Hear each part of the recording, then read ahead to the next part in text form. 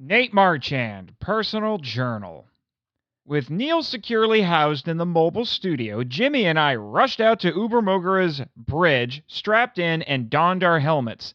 After recapturing 2 kaiju and a few hours of practice in simulated scenarios, we developed a routine.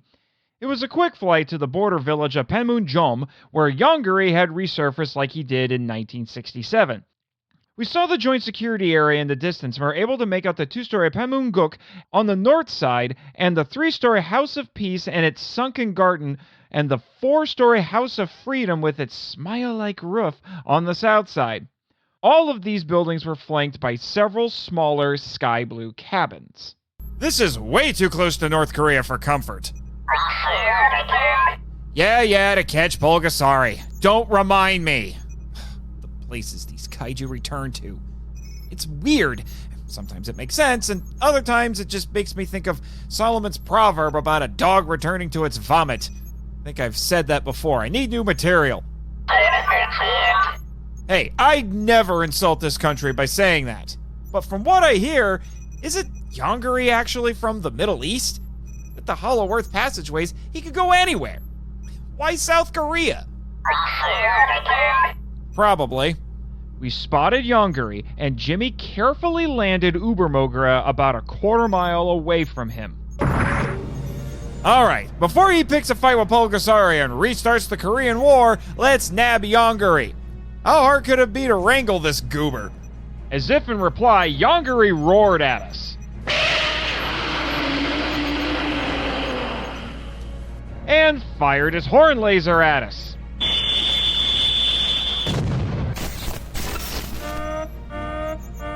The red warning lights came on. Did he seriously know where to hit this glorified Bandai toy?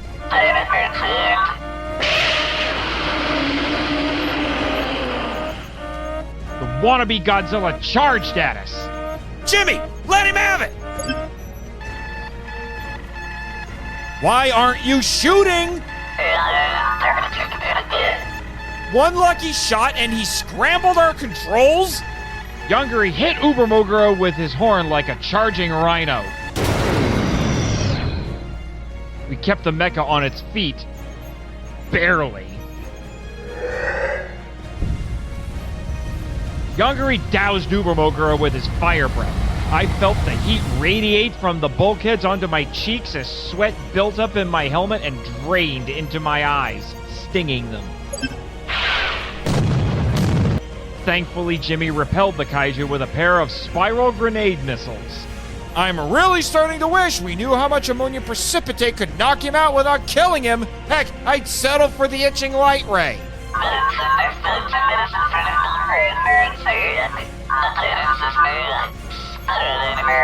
For real, you...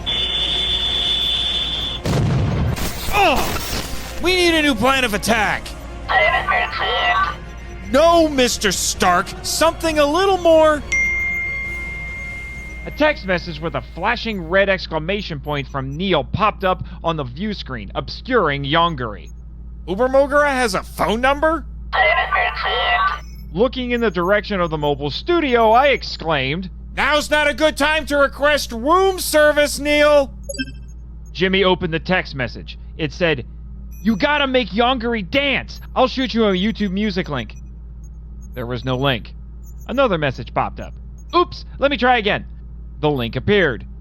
So did another text message. There! Okay, upload the link to Uber-Moguera's CPU and blast the music. Yongary can't resist. Trust me. Are you kidding? Make him dance? What'll that do? Why? So you can repair the weapon controls and trank him? Okay, sure, he's probably not gonna win a yacht at a dance-a-thon, but...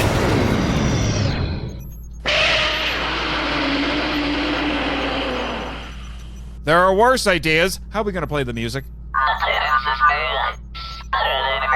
Oh! I keep forgetting a lot of mechas have built-in speakers for their highly marketable roars. Just tell me what to do!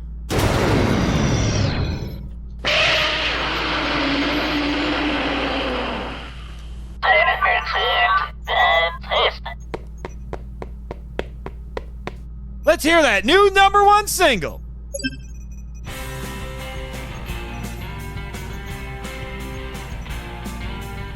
my shock, Yongary paused to listen to the music.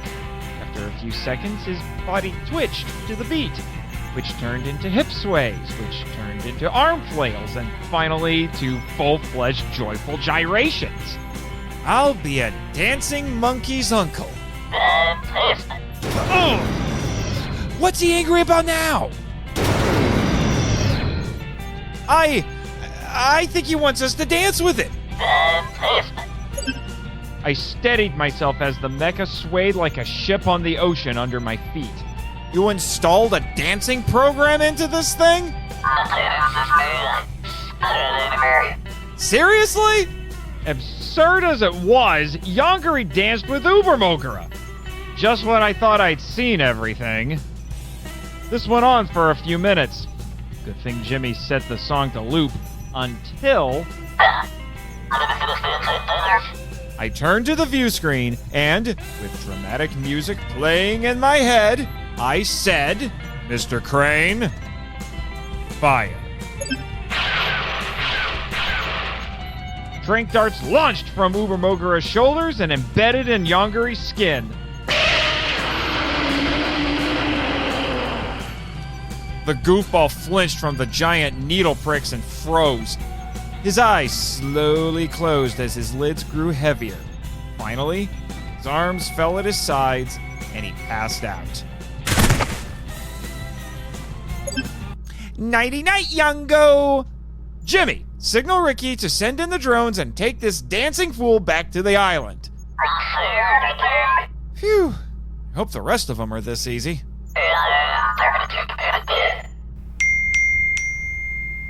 Neil bombarded us with texts, demanding to see Yongary.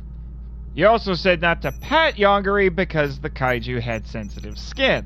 If I didn't know any better, I'd think he was in love with this big critter. Or wanted him as a pet.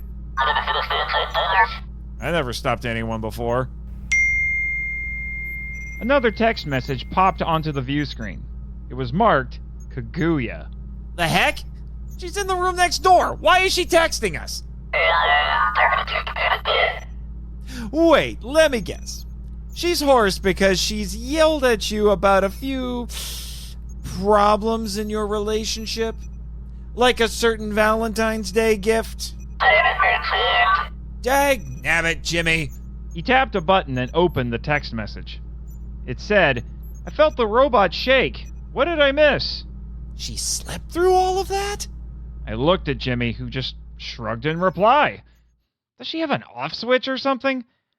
Wish I could sleep as soundly as she does. I haven't slept well since we started this wild kaiju chase. I don't know if it's the change in the environment, the rock-hard bed, or... anxiety. End journal entry.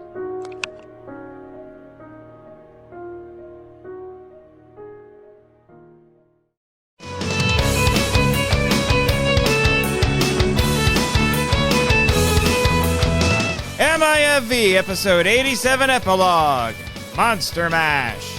Starring Nathan Marchand as MIFV Nate. Written by Nathan Marchand with Neil Riebe. Directed, produced, and edited by Nathan Marchand. Music tracks included For Her Soul by Road to Ka, The Groose is Loose by Audio Mocha, and Abandoned by God by Road to Ka. Sound effects sourced from freesound.org and created by JP Gant. Our story segments were made possible by the generous MIFV Max members on Patreon, including executive producer Damon Noyes. This is a fan production, and no copyright infringement is intended or implied. All characters, video clips, and audio clips belong to their respective copyright holders.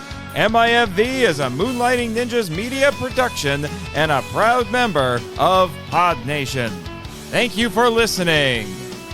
Next time, Psychor 2 Electric Boogaloo.